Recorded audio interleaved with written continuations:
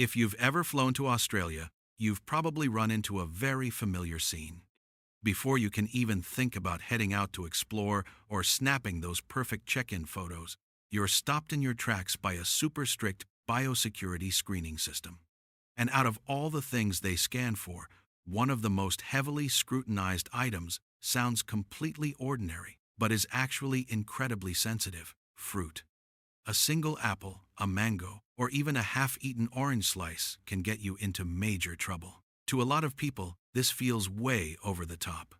But why does Australia ban you from bringing fruit into the country when you land? In Australia, the fines for bringing in fruit without declaring it are massive. If you just forget to declare an apple or a piece of pastry with fruit filling, the on-the-spot fine sits at around $2,000. This is a very common sight at the airport, and plenty of travelers have broken into a cold sweat over a seemingly harmless snack in their luggage. If they catch you and figure out you were intentionally trying to hide it, that fine skyrockets to over $10,000. Worse yet, if you're taken to court, the amount can jump up to around $40,000. To put it simply, because of a mango, a banana, or some random fruit, you could end up paying the price of a high-end motorcycle or even a brand new car. Australia isn't just your typical country. Why are things this way? Well, if you look at a map, you'll see that it's completely cut off from the rest of the world.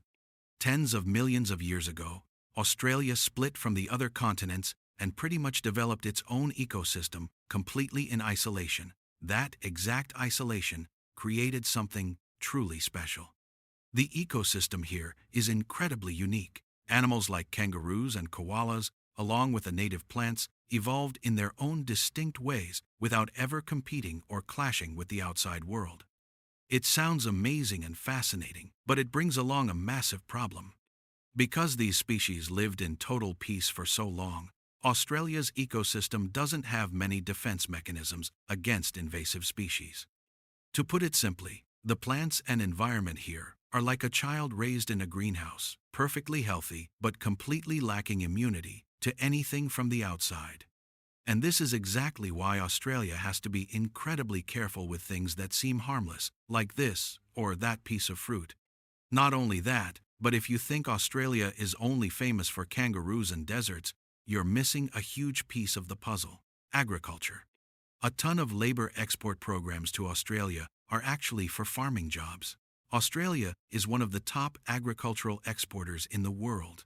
Every year, they pull in tens of billions of dollars from fruits like apples, grapes, oranges, and mangoes, from meats like beef and lamb, and from wheat and other grains.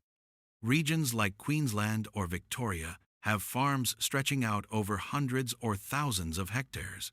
And the crucial part is that this entire system depends on keeping the environment completely disease-free. Just one new pest popping up could disrupt the whole production chain. It's not just about a ruined harvest.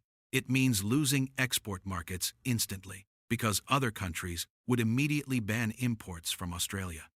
So, for them, protecting agriculture is exactly like protecting the wallets of their citizens and the finances of the nation. And do you know what people fear most in Australia?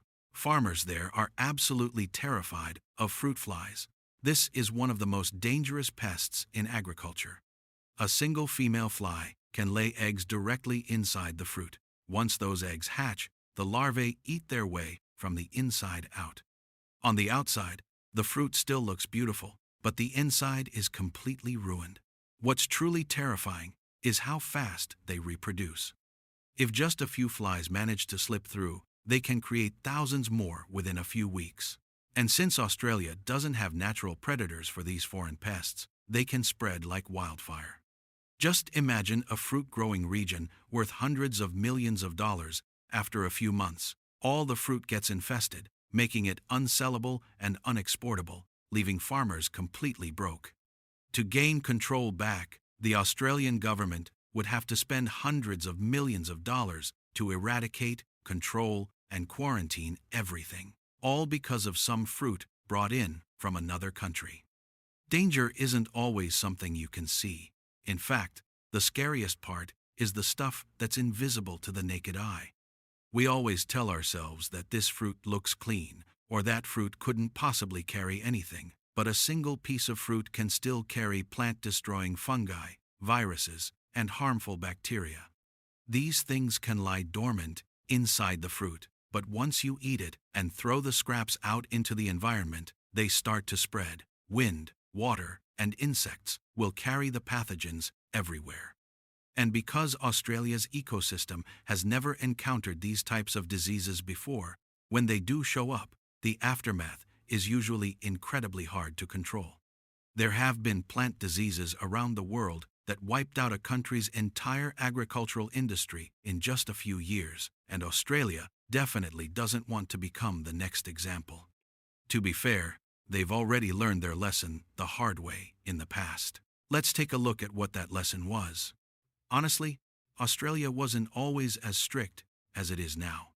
There was a time when they were pretty relaxed about letting people bring in different species from elsewhere. They just thought simply, hey, what's the big deal with adding a few more animals or a couple of new plants? But that exact carelessness paved the way for one of the biggest ecological disasters in history.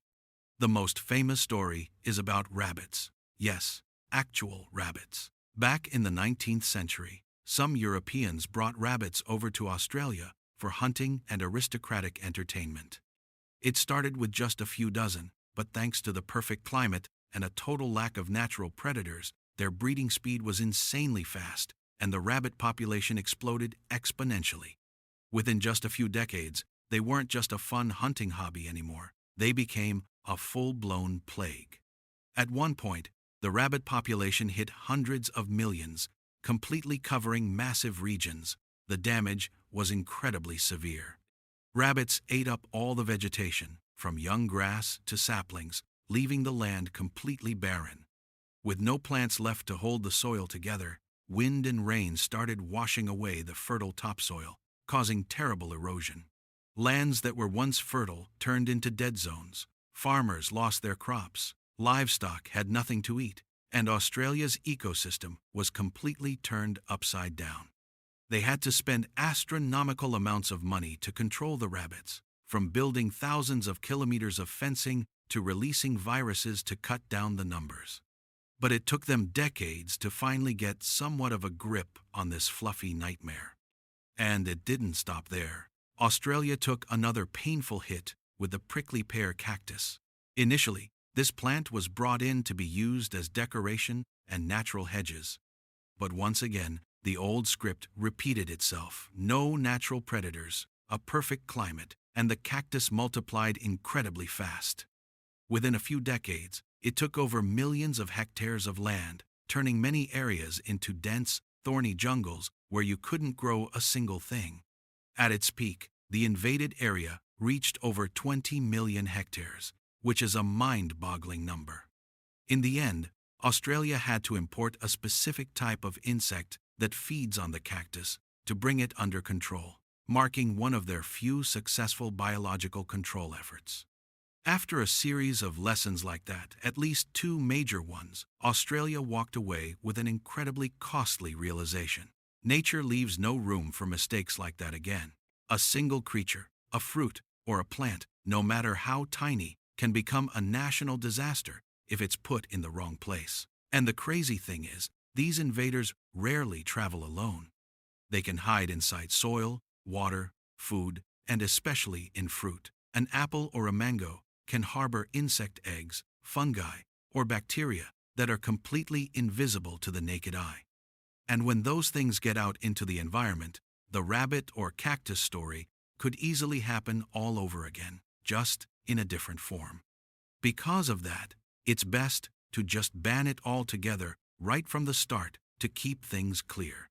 For all these reasons, Australia built a super strict control system right at its gateway. When you arrive, you have to declare any food you're carrying.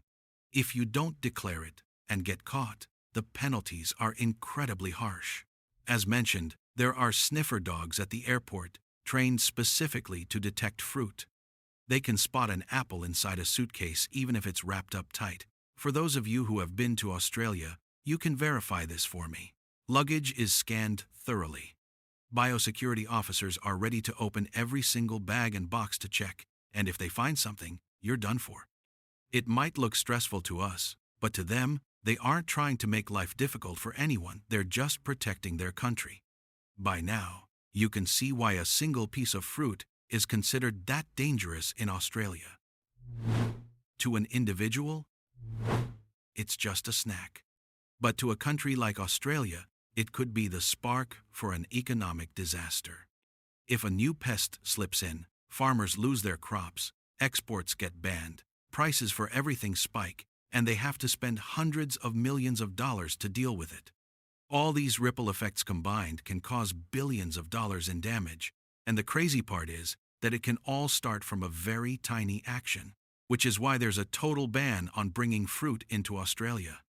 On the surface, banning fruit from entering Australia might make a lot of people feel annoyed or frustrated, but if you look deeper, you'll see it's an incredibly smart strategy. To keep that natural balance, they have to tightly control everything coming from the outside. An apple, a mango, or an orange slice isn't just simple food the way we usually think. It carries a hidden risk, and Australia chose a simple, effective, and very Australian way to handle it: a total ban. If you found this story interesting, go ahead and hit that like button. And if you can, please subscribe to the channel so you don't miss out on upcoming videos. See you in the next stories.